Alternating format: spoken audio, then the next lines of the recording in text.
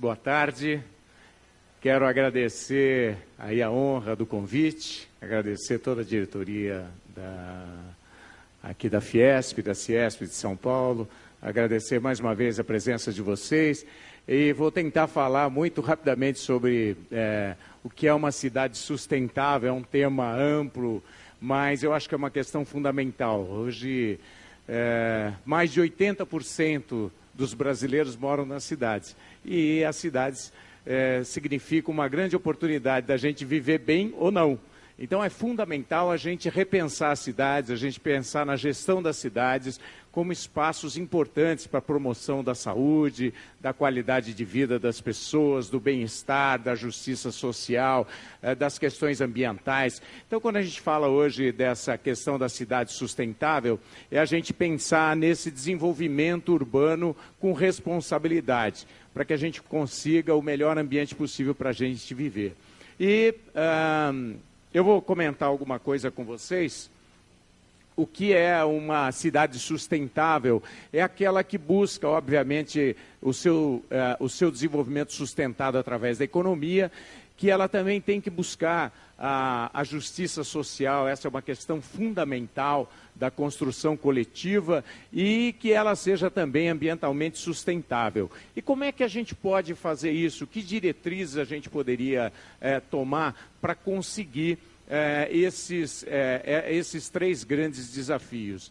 Bem, essas cidades têm que ser planejadas. A gente sabe que as melhores cidades do mundo para se viver são as bem planejadas. E as piores cidades do mundo para se viver são aquelas que cresceram sem um planejamento, de uma forma desordenada. Isso aconteceu nas grandes cidades do mundo, muitas cresceram de uma forma desordenada e depois as coisas ficam muito mais difíceis. Então o planejamento é fundamental, a gente tem que fazer o planejamento, na verdade, do uso do solo. Essa é uma questão fundamental, usar o solo com responsabilidade, com regras de uso e ocupação do solo, mas também nós temos que ter um plano de desenvolvimento econômico, nós temos que ter também um plano de desenvolvimento ambiental para a cidade. Todas essas questões são fundamentais. Se a gente quer ter uma cidade melhor para se viver, a gente precisa planejar e construir essa cidade.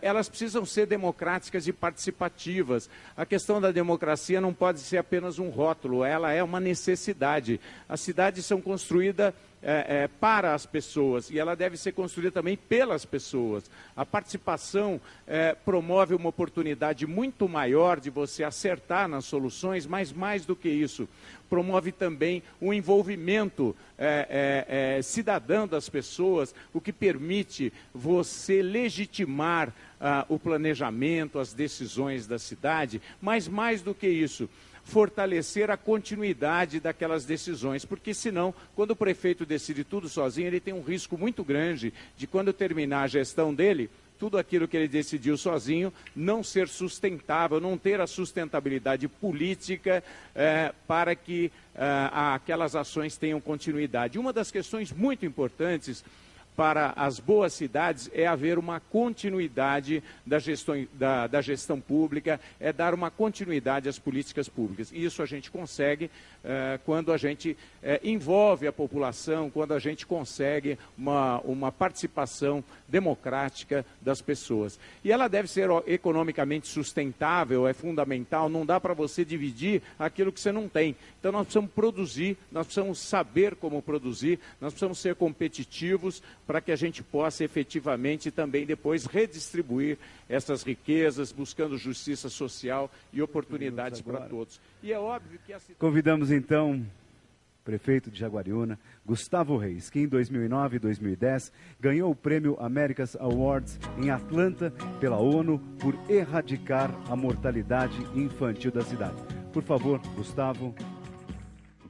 Olha, eu como prefeito tenho feito muitas coisas, mas posso dizer para vocês que só ter zerado a mortalidade infantil vale mais que qualquer outra coisa que eu possa fazer. Eu posso até amanhã não ser mais prefeito, mas só de ter conseguido isso, para mim já valeu, porque o maior dom que nós temos é o dom da vida. E quando a gente está falando da vida, a gente está falando de ser humano.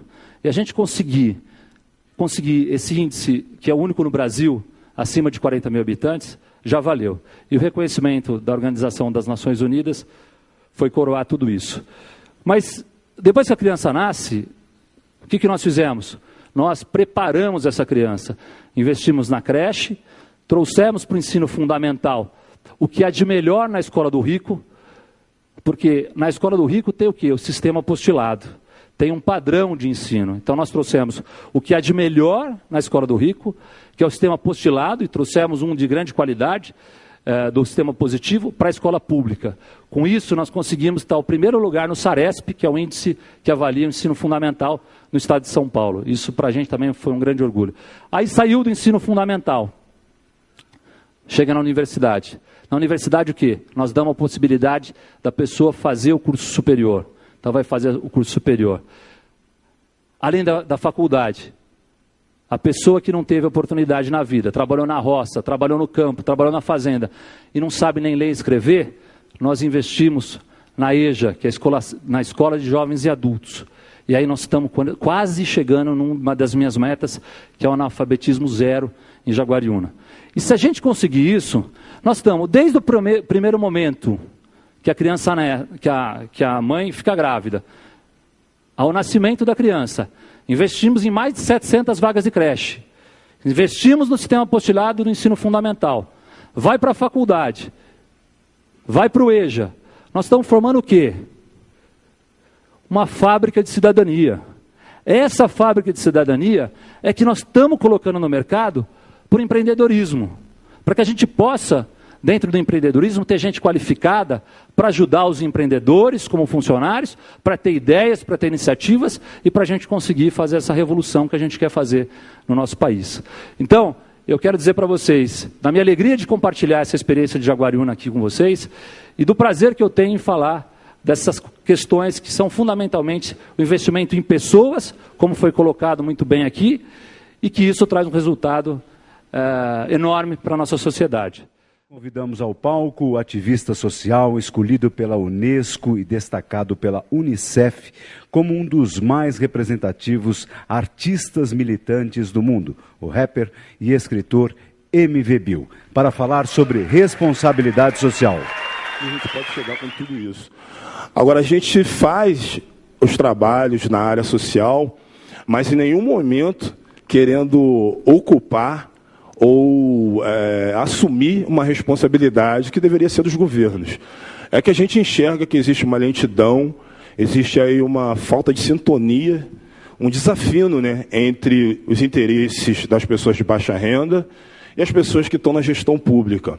Principalmente quando a gente fala de educação. Eu estava falando ali fora, fazendo a entrevista ali para a TV do SESI, falando que o empreendedorismo social é importante, as ações esportivas, culturais, todas elas são importantes.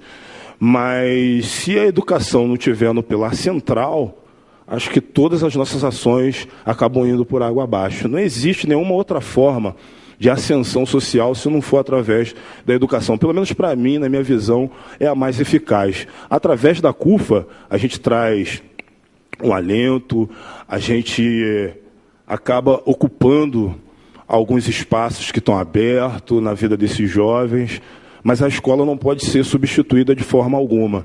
E aí, ao mesmo tempo que eu faço trabalho social, eu também faço muitas críticas à educação brasileira. Que não adianta a gente não olhar para esse lado da educação, que senão o Brasil não avança. Pode avançar na economia, controlar a inflação, mas se não olhar para a educação com carinho e olhar de verdade, verdadeiro, a gente não vai avançar nessas questões. Eu estava participando de um evento como esse, para o The Economist, foi aqui mesmo em São Paulo, há umas 4 semanas atrás, mais ou menos, e aí a gente estava falando de um assunto muito parecido. E eu falei naquela ocasião que, na minha opinião, quem trabalha com gestão de educação, seja de secretaria, ministro, tem que ter seus próprios filhos estudando na educação pública. É a minha única esperança da gente ter uma educação de qualidade no Brasil. Porque hoje, a gente, se quiser ter uma educação de qualidade, você tem que pagar por isso.